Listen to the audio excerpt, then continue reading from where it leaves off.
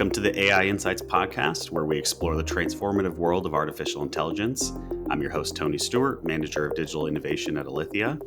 Today, I'm excited to be joined by Robert Gates, Principal Cloud Solution Architect from Microsoft. On today's episode, we'll be exploring the excitement and apprehension surrounding the rapid advancements of AI technology. The power of AI can be both exciting and intimidating, so let's look at demystifying some common blockers organizations are facing while tackling AI projects.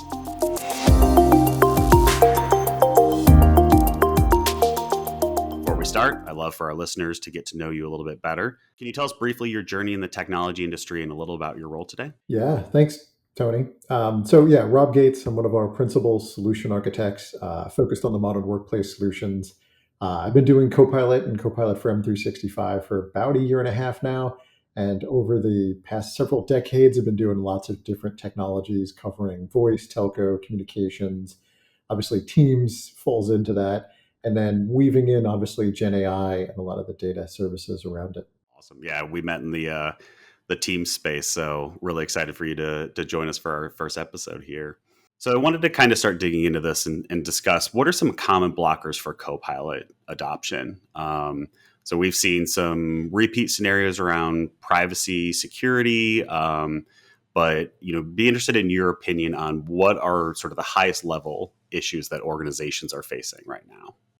Yeah, it's interesting. I think there's really a couple of things that kind of come into play. I mean, I think what fundamentally the first piece is just organizations and folks inside of their organizations just understanding the AI's potential, right? And where can we weave Copilot in? Where can we leverage Copilot to amplify, accelerate, streamline, different workflows and processes, right? Allowing people to maybe be more creative, innovative, potentially removing friction in a business process.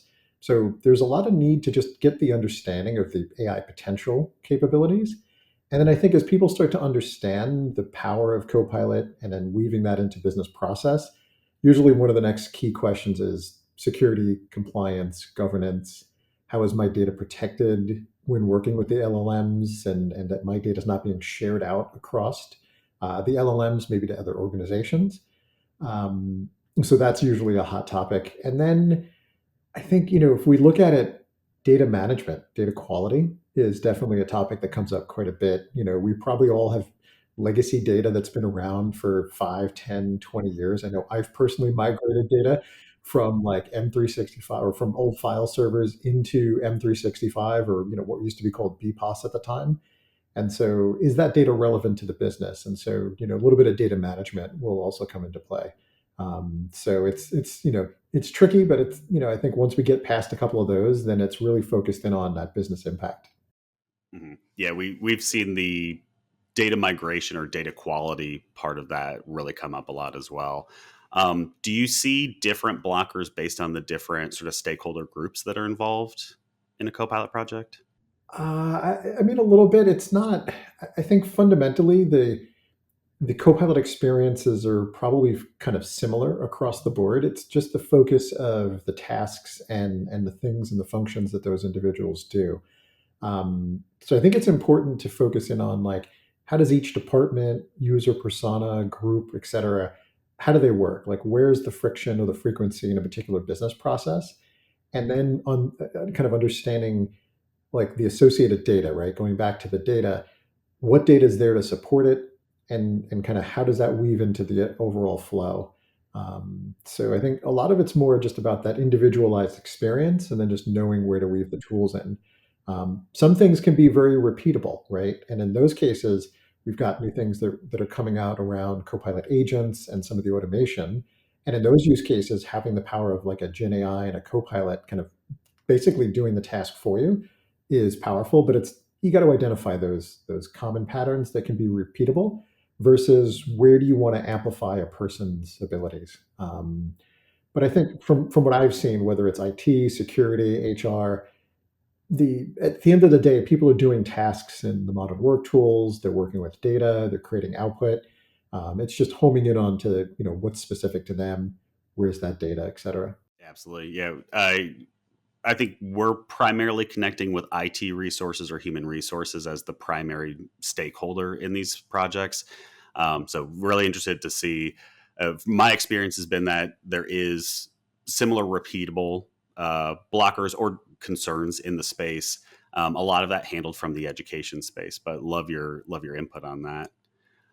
So any thoughts as far as for those initial learning hurdles or the initial challenges you're seeing from organizations?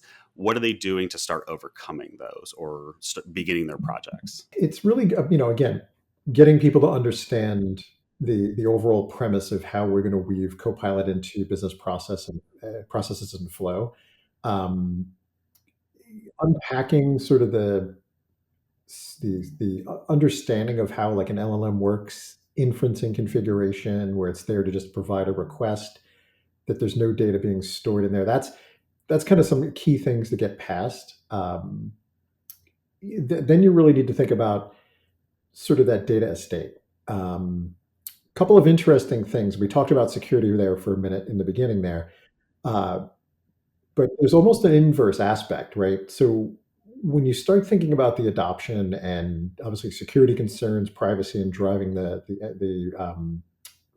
driving things forward, it's understanding those business processes and the associated data to help that individual, that department or team get something done.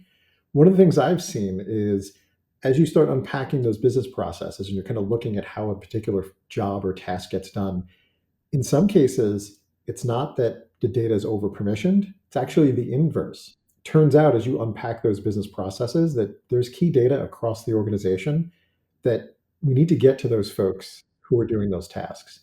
So it is a bit of a balancing act of maybe opening up permissions in some cases, tightening things down and locking it down. Um, and it's also important to think about not just data locations and applying permissions to the location, but also classification and really securing the data itself. So that typically comes up quite a bit in some early adoption journeys. Yeah, that's a great point. I hadn't seen too much of the idea of opening up additional permissions, but that makes sense, especially when you look at what your Copilot has access to.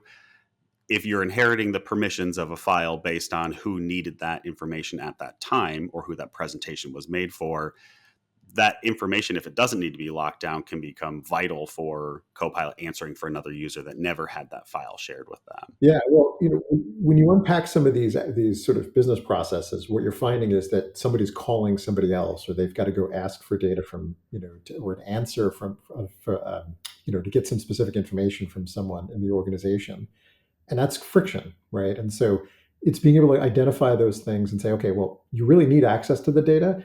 Is it something we can share with you? Great. Okay, now let's figure out how to do that. So it's actually interesting. It's like, yes, we're always concerned about security and compliance. We want to definitely lock things down to just the individuals that need access at that particular time. But I'm finding a lot of situations where we've got to actually open stuff up. So it's interesting. It's kind of a tough challenge, right? You want to be super secure, but you want to make sure you got the right data to the right people. I think we could explore this for a while, but I would love to think about the notion of, especially with the SharePoint copilots being accessible, that starting point of your technical readiness. SharePoint is a place that you start to dig in, and organizations have legacy SharePoint sites, and they've likely been through several migrations. So it's a very easy starting point for the conversation of, well, how much of this stuff do we still need? And we want this one to be a little bit different, but knowing that there's almost a rising use case for more accessible information in certain SharePoint environments or on SharePoint sites, especially when you can just kind of click button to start building copilots off of that, is a really interesting conversation tying back into maybe not necessarily the technical readiness aspect, but what are the plans for the organization side of it. Agreed. So, kind of on that topic of what you're seeing, do you have any examples of real clients that kind of ran into an initial block in that their project and kind of what they were able to do to start moving forward? Yeah, I mean, there's a wide range of companies that I've spoken to and have worked with, them through the Copilot journey, across a lot of different verticals. And I think it's when you look at it again, it goes back to clarity of where the potential benefits are. Um, these technologies are moving fast, and so being able to stay connected to the change and the updates and the improvements. If you look at where Copilot was, a couple of months and over a year ago, to where it is today with even our announcements that we had just recently, in our what we call our Wave 2 event. Uh, you're seeing continued innovation and really simplification of the tools across the journey. Um, I recently worked with a manufacturing customer, and one of the things they do in there, they do a lot of unique custom builds for customers, and it requires a lot of interaction, discussions, and prep work in before they can go in and create those products.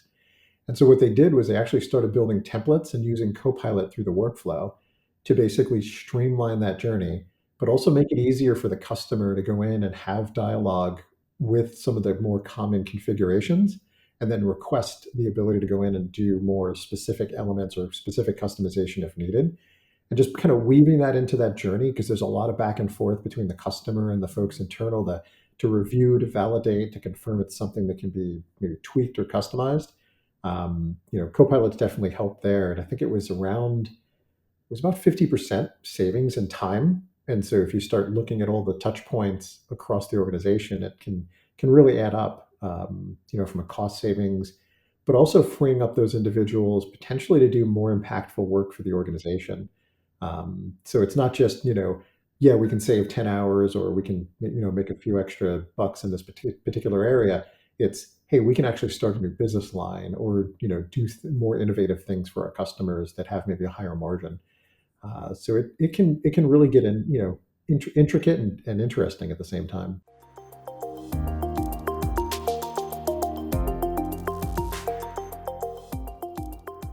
Is your organization ready to unlock the full potential of Microsoft Copilot? Before you dive in, it's crucial to ensure that your organizational data is accessible to the right people. Alithia's technical readiness assessment guides you through the best practices to discover, classify, and secure your data so you're fully prepared to leverage Copilot's capabilities. From setting up sensitive information types to implementing data loss prevention, we cover it all. To see full other details and book your assessment, visit alithia.com/tech-ready. The link will also be available in the description box. Yeah, that brings up a good point on the, how organizations are measuring these things, especially as you start these projects. My personal thought is you kind of want that statement ahead of time. The measurement of time, I think, is fantastic for this in terms of saving 10 hours. But you kind of bring up a great point in that's not time that means nothing. That's time that then means 10 more hours of doing something else. And what's the business value there? Yeah, I mean, I think when we kind of look at it, and there's sort of out of the box experiences, right? When you deploy Copilot for M365, like you're in a Teams meeting, you can do the meeting recap, summarization. You get a lot of benefits out of the box, right? In Word, Excel, PowerPoint.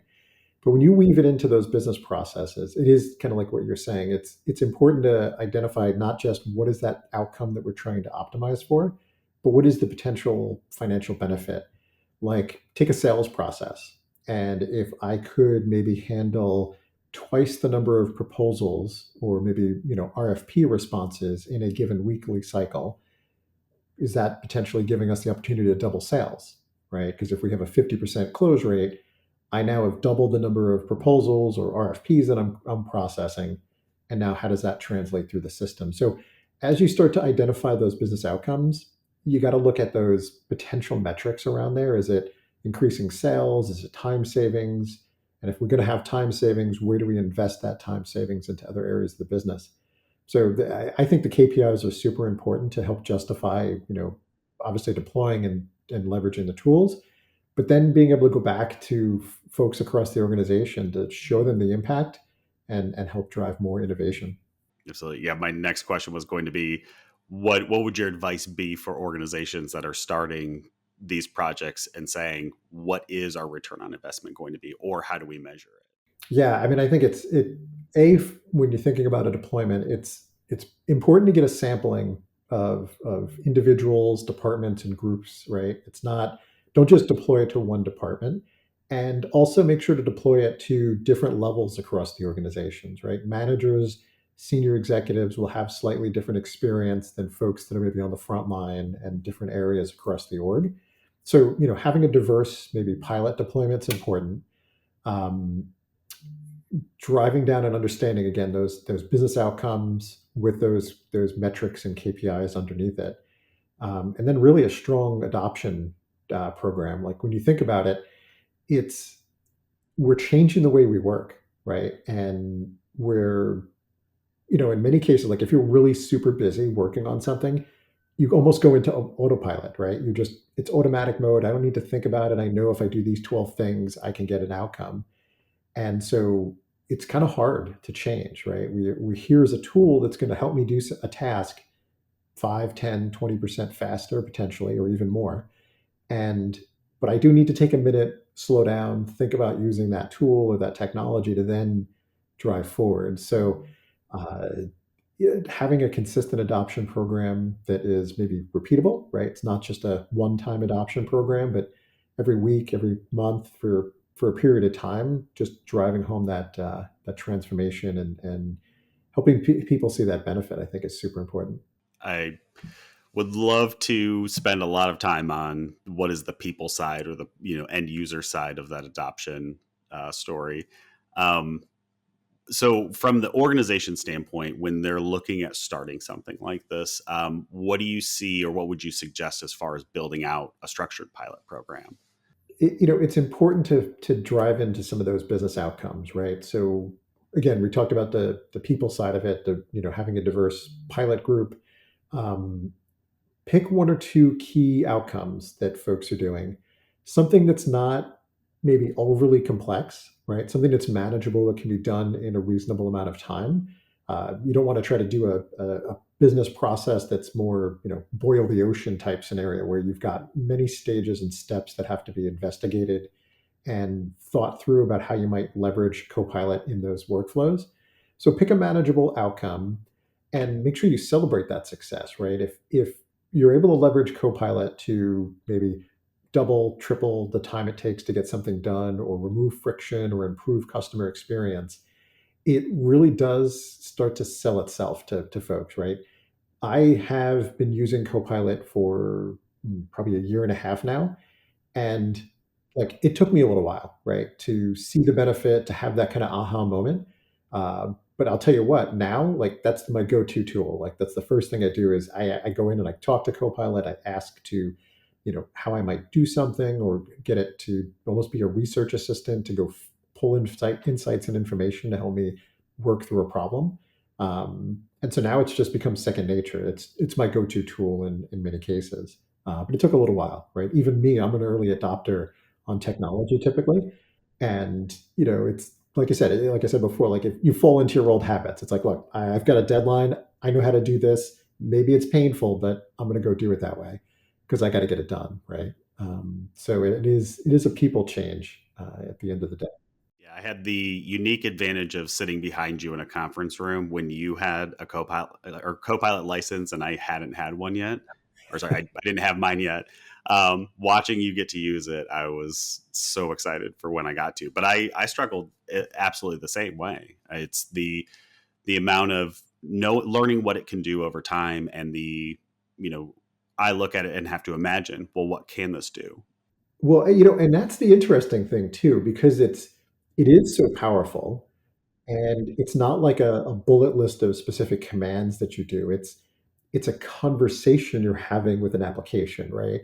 And having this dialogue in kind of more of a human fashion, right? It's like you and I having this conversation right now, where you're having kind of a similar conversation with Copilot. It's like, hey, I need to go do the following in preparation for a meeting with my manager on a topic, right? You're defining the goals, the objectives, and having that natural conversation at first kind of feels a little weird, right? And so it takes a little muscle to learn and to build up the ability to really almost be like, if you think about it, you're almost becoming a manager, right? And Mhm. you're delegating some tasks with clarity to this agent, to this co-pilot, to basically help you get those things done.